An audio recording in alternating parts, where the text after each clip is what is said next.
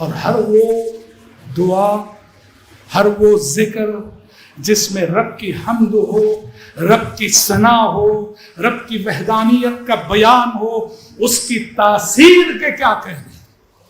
جس جملے میں، جس عبارت میں، جس دعا میں، جس ذکر میں رب العالمین کا کی وحدانیت ہو، اس کی حمد و ثنا ہو، اس کی قدرت ہو، اس کی تاثیر کے کیا کہنے۔ خلیل اللہ نے صرف کیا کہا تھا؟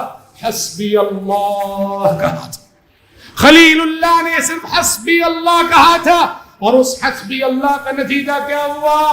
نار نمرود گلزار ہو گئی تھی، نمرود کی بھڑکائی ہوئی آگ گلزار ہو گئی تھی۔ حسبی اللہ میں وہ طاقت تھی، آگ جلانا اس کی صفت ہے۔ تاریخ میں بس ایک مرتبہ آگ نے جلایا نہیں، جب خلیل اللہ نے ایمان و یقین کے ساتھ حسبی اللہ کہا۔